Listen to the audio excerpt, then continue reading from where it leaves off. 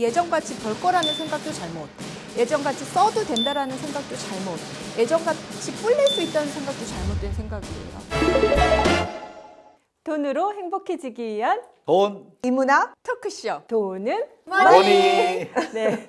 아주 잘하시는데요. 두 번째 하시니까. 네. 네. 돈이란 무엇인가에 대한 2편 찍겠습니다. 다시 소개를 또 한번 해주시죠. 소개. 저부터 할까요? 네, 안녕하세요. 고도원의 아침 편지 쓰고 있는 고도원입니다. 한림입니다. 한국 YWC와 세계 YWC에서 부회장으로 섬기고 있고요. 여성 인권 그리고 청소년 인권 위해서 활발히 활동하고 있습니다. 금융과 행복 네트워크의 이사님이십니다. 네, 안녕하세요. 한국금융복지정책연구소 박원주입니다. 두 번째 돈이란 무엇인가 이야기를 하면서요. 우리가 살면서 돈에 대한 꼭 이런 것들은 좀 생각해 보면 좋겠다라는 것들을 나누기 위해서 제가 삶의 이벤트와 돈이라는 주제를 가졌는데요. 부자가 되기 가장 쉬운 방법은 제가 한번 상상을 해봤는데 바로 앞에 일어난 일을 알면 부자가 되기 쉬울 것 같아요. 근데 그런 일은 어려운 일이잖아요. 그래서 살아가시면서 나에게 예측 가능한 미래는 무엇이었다 또는 20대 생각한 거와 지금은 어떻다라는 이야기를 좀 재밌게 해주세요. 네. 한림 이사님. 제가 먼저 할까요? 네.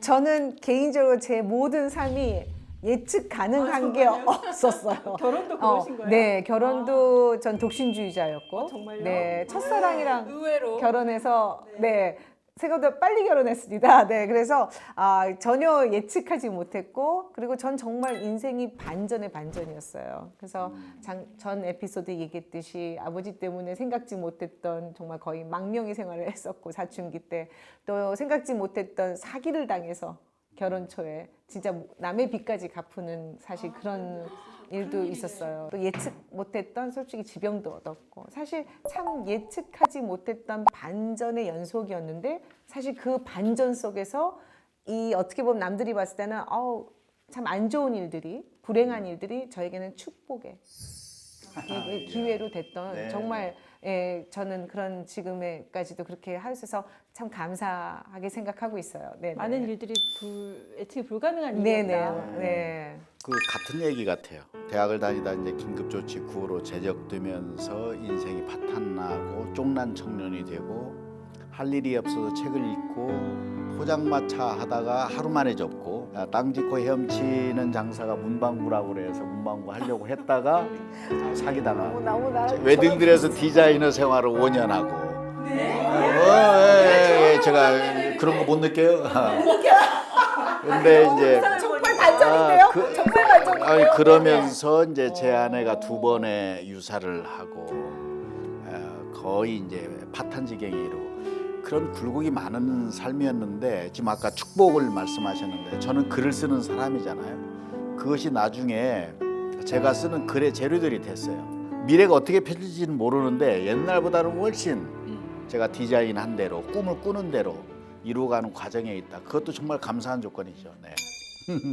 제가 뭐 사건만 이야기하라고 했는데 극복하시는 방법까지 다 이야기하셨습니다.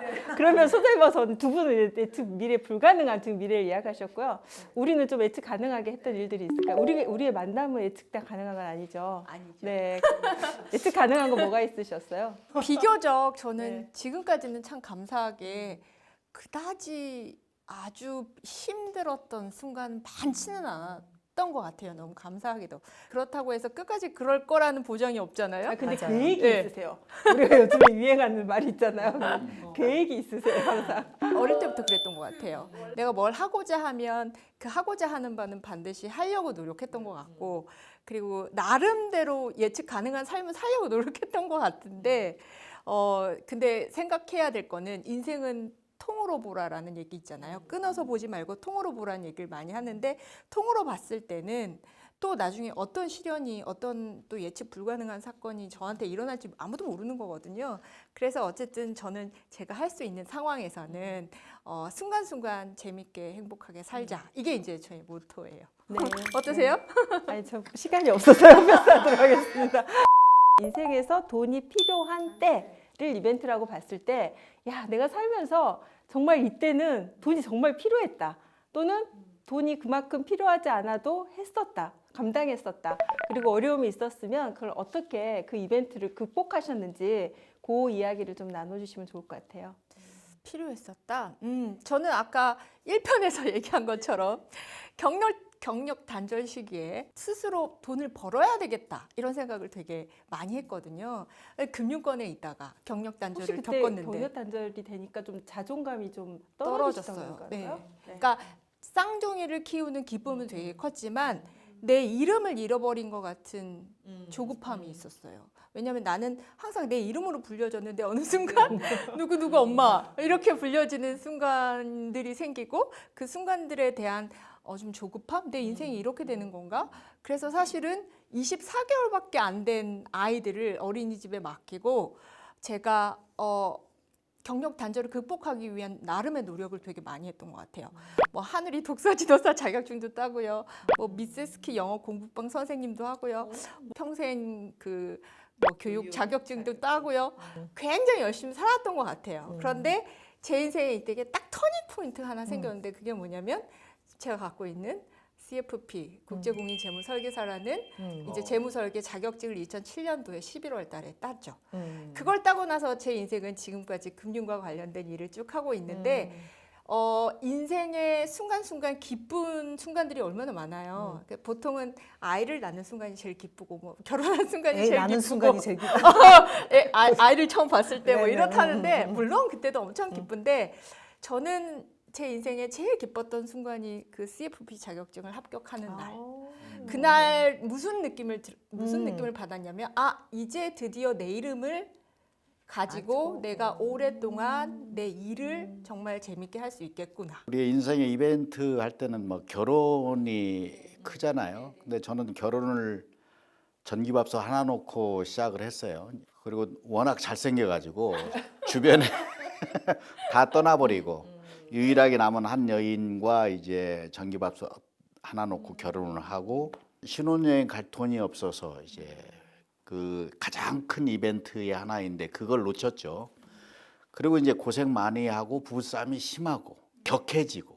근데 아까 터닝 포인트 말씀하시는데 두 개인데 하나가 팍 터지게 싸우다가 나중에 좋은 글쟁이가 돼서 지금의 경험을 글로 쓸 거야. 그리고 죽기 전에 대통령 연설문 하나 쓰고 죽을래.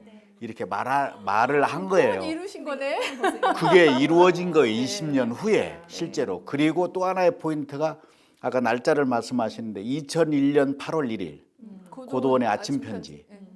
제가 그 어려운 시절에 읽었던 책들 독서 카드 가지고 이메일 시대에 띵 보낸 게 오늘의 저를 있게 한 거죠.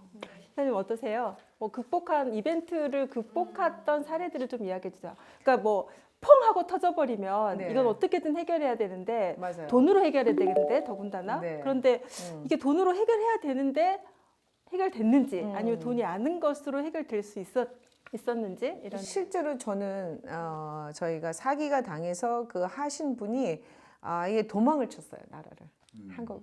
그래서 잡을 수도 없었어요. 지금까지 그래서 지금까지도 못 잡았어요. 지금까지도.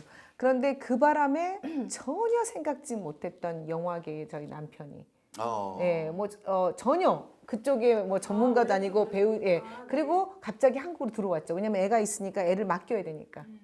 애를 맡기고 저도 맞벌이를 해서 빨리 이거를 갚아 나가야 되니까. 그래서 저는 사실 이렇게 준비하고 예비하지 못했어요. 워낙 나이도 어렸지만 닥치는 대로 사실은 했는데 그 순간순간마다 이유가 있다. 이 모든 것에. 그 믿음을 가지고 저는 항상 그 희망을 놓치지 않은 거는 확실해. 그것만큼은 저의 비결 중에 하나였어요. 그래서 이거는 분명히 나를 하여금 더 좋은 그 다음 단계로 만들어 줄 것이다. 그래서 비록 이 반전이지만 내가 예측할 수 없었지만 이 예측할 수 있었던 것은 감사하는 법, 그리고 내가 긍정적으로 바라보는 법, 그리고 내가 미래에 대한 희망을 갖는 것. 그건 예측할 수 있죠. 네. 어떤 면에서는. 네, 그러네요. 네. 그래서 그게 정말 사실은 어떻게 보면 모멘텀이 돼서 네. 지금까지 올 수 있었던 거였던 것 같아요. 플러스 인생을 더 사신 거네요. 네. 안 대표님이 이제 이유를 말씀하시잖아요. 이유가 있다. 저는 이제 그 말을 뜻이 있다 이렇게 해석하거든요. 네. 돌아보니까 그때는 잘 몰랐는데 세월이 지나놓고 그것을 극복하고 보니까 거기에 뜻이 있는 거예요. 이유가 있는 맞아요. 거예요. 그런 점들이 이어지면서 스토리가 만들어지고 오늘의 나를 만드는 것이다 이런 생각하죠. 저도요. 네. 저희가 삶의 이벤트에 그것이 다 돈하고 관련되죠. 돈 사기, 네. 돈 없이 결혼 생활 시작하고 경력 단절로서 돈을 못 벌고 뭐 이런 여러 가지 사건들 속에 돈이 항상 개입되어 있는 거예요. 그런데 이걸 해결하는 방법이 만약에 누가 돈을 그냥 대출해 줬다, 돈을 빌려줬다 이런 것만으로는 해결이 안 맞아요. 되고 그 도움이 되겠지만 맞아요. 여기서 중요한 거는 이 자기가 돈에 대한 어떤 생각 플러스 사고의 전환을 우리가 어떻게 알겠죠. 하느냐에 따라서 이게 이제 플러스 인생이 되느냐, 누이 플러스 인생이 되느냐 이런 것들을 좀 결정하는 것 같습니다. 네.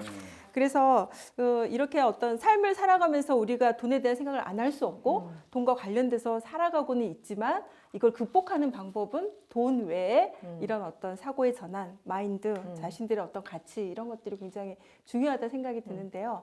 그러면 이제 앞으로의 미래 삶, 우리가 4차 산업혁명 뭐 이런 미래기술 혁신을 통해서 사회가 지금 엄청나게 급격하게 변하고 있거든요. 미래에 과연 우리가 지금 한국 사회는 우리는 지금 돈이 중심화되어 있는 사회거든요. 그런데 미래의 이런 기술 혁신 여러 가지 변화에 의해서 우리는 계속 돈에 과속화되는 사회가 될 건지 아니면 뭐 그렇게 많은 돈이 필요할까? 또는 돈에 대한 생각들이 어떻게 바뀔까? 우리가 미래학자는 아니지만 한번 이럴 것 같아. 그래서 난 이렇게 살고 싶어. 이런 이야기를 좀 나눠봐 주세요. 아마 다들 들어보셨겠지만 욜로족이라고 들어보셨잖아요. 그쵸? 욜로는 그거예요. 미래는 잘 모르겠고 불확실성 있는 미래보다는 지금 알 수 있는 지금 이 시기의 삶에 더 충실하겠다라는 뜻이에요. 그런데 사실은 원래의 뜻은 지금 현재 삶에 충실하는 게 지금 현재 삶에 돈을 많이 쓰고 지금 현재 삶을 위해서 방탕하게 쓰겠다라는 뜻은 아니거든요. 그러니까 어떻게 보면 지금 현재의 삶에 집중하고 자신에 대한 투자를 많이 하겠다라는 말이 욜로족에는 들어있는 말이에요. 그런데 이 욜로족하고 대비되는 족으로 요즘에 뜨고 있는 하나의 용어가 있어요. 혹시 파이어족이라고 들어보셨어요? 네네네. 파이어족은 어떻게 보면 Financial Independence Retirement Early예요. 그러니까 뭐냐면 재무적으로 빨리 독립해서 빨리 은퇴하겠다. 네, 요즘에 그게 네, 엄청 엄청나게 유행이잖아요. 파이어족이라고요. 예를 들어서 이런 거죠. 내가 지금 돈을 벌고 있을 때 내 소득의 70% 이상을 저축하거나 투자하겠다. 제가 최근에 그 기사 봤어요. 네네. 70% 이상을 저축이나 투자하면 어떻게 생활하냐? 예를 들어 짠내나게 사는 생활하는 거예요. 파이어족이 고소득, 그다음에 고학력자들이 주로 이제 열풍이 불기 시작한 거예요. 그러니까 이 사람들이 단순히 부자가 되고 싶다는 그런 생각이 아니고요. 빨리 경제적으로 자유롭고 싶다라는 게 깔려 있어요.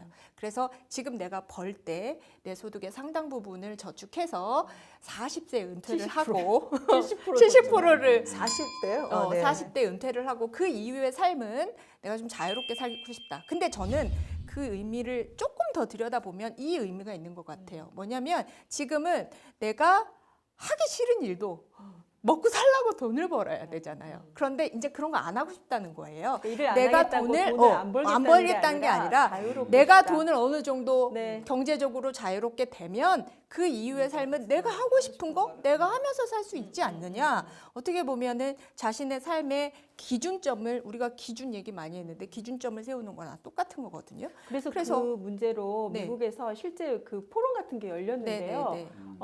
많은 사람 돈을 좀 어느 정도 버는 고소득이 또 시장에서 써주고 소비를 해서 이렇게 활성화되는데 그 단칸방에서 살면서 난방도 그다음에 안 하고 두꺼운 옷을 옷으로 그냥 입고 난방비를 아끼고 신발을 뭐 6만 원 이상짜리가 없고 네, 이렇게 맞아요. 살면서 네. 그냥 70% 이상 저금해서 40대 중반에 이르면 빨리. 이제 자유롭게 하고 싶다 이런 게 많아졌다는 네. 거죠. 그러니까 어떻게 보면 욜로와는 좀 반대되는 반대로 양극화되는. 얘기잖아요. 완전 극단의 생각이잖아요. 근데 어떤 것 하나도 사실 극단이 좋은 건 하나도 없죠. 극단이 하나도 좋은 건 없는데 이것도 어떻게 보면 지금 현재 미래의 삶의 하나의 양상이라는 거죠. 저는 사실 이것도 바람직하다고 생각하지 않거든요. 유한한 자원을 가지고 지금 삶도 미래 삶도 다 같이 균형 있게 준비할 수 있는 균형 감각이 필요한데 어쨌든 지금 현재 그 돈에 대한 생각들이 이렇게 많이 달라지고 있다라는 것들은 한번 우리나라도 생각해 볼 유행하고 필요가 있어요. 있을 것 같아요. 요즘 젊은이들이 네네. 무조건 현금 뭐 10억 만들기는 그러니까 여기서 좀 조심해야 될 거는 수단과 방법을 가리지 않고 만들겠다. 그 다음부터 그러니까 쉽게 말하면 그 개처럼 벌어서 정신처럼 쓰겠다라는 이런 돈에 대한 생각이 많기도 해요. 그래서 어떻게 보세요, 이사님? 요새 앞으로 우리 개처럼 사회 벌지도 않는 것 같아요. 그죠? 우리, 맞아요. 우리 세대 때는 좀 개처럼이라도 벌려고 하고 정승처럼 살려는 척이라도 했던 것 같은데 요새는 그런 것 같지도 않은 것 같아요. 지금 청년들의 문제가 아니라 그냥 부모님들이 그렇게 가르친 것 같아요. 그래서 이게 누구의 책임이냐 하면 뭐 이전 세대의 책임이라는 생각이 좀 드는데요. 돈 중심 사회가 가속화 더 될까요? 아니면 제가 생각할 때는 공유경제 시대이기도 하고 미래기술 혁신에 의해서 많은 돈이 필요하지 않을 수도 있겠다 생각이 많이 들거든요. 근데 이제 미래 사회 우리 전문의들 얘기를 했지만은 미래 사회는 어마어마한 변화가 있을 겁니다. 삶도 그렇고 그 한편에 결국에는 정치의 문제, 우리의 정서의 문제 이런 게 매우 중요하다고 보고 이쪽도 큰 산업이 될 수 있다고 생각을 하는 사람이에요. 변화해도 아까 이제 지금 삶의 욜로족 얘기를 하고 현실에 집중한다고 했는데 그게 또 명상의 주제이기도 하거든요. Now and here. 근데 그것의 초점이 물질이냐, 오케이. 그런데 또 한편으로 마음, 내 정서 이게 연결되면 그 의미 있는 돈의 가치와 연결될 수 있겠죠. 저도 그거에 좀 연이어서 결국은 급변하는 이 사회 속에서 그리고 테크놀로지도 계속 변하는 과정 속에서 불변하는 게 있어요.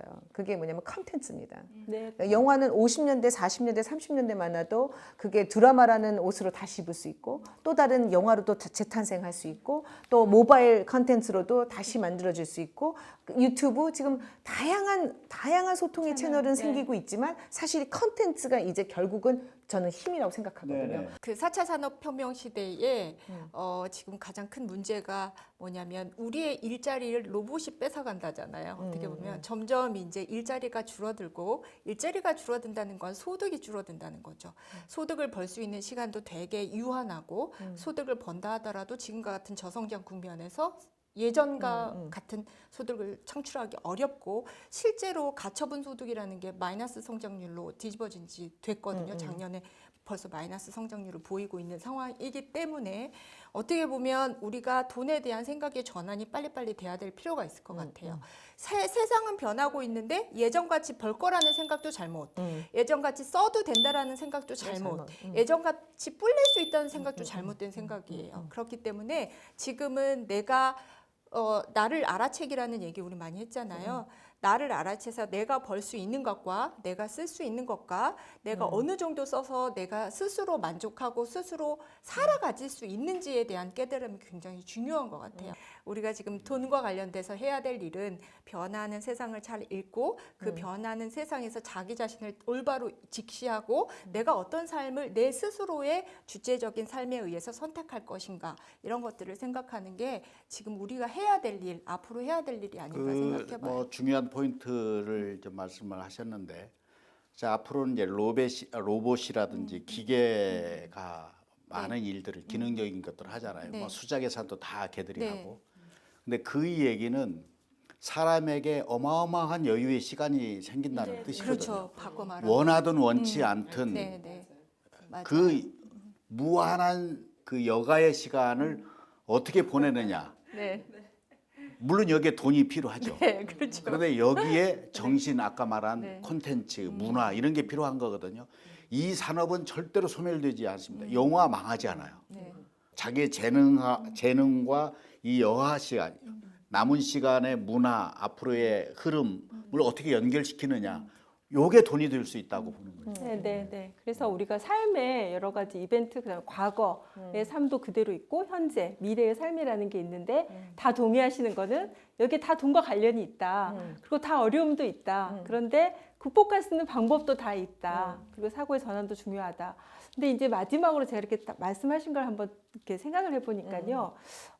물질적인 거, 비물질적인 거, 그다음에 현재와 미래 이런 것들에 대한 이 균형 감각을 잘 가져가서 자신에게 잘 맞는 방법으로 돈이라는 거를 컨트롤하는 것이 중요하다라는 말씀을 해주신 것 같습니다. 자, 이어서요 3편에서 이제 하이라이트인데요. 돈과 부, 행복에 대한 담론을 나눠보도록 하겠습니다. 네, 수고하셨습니다. 네, 수고하셨습니다. 네, 고맙습니다. 네.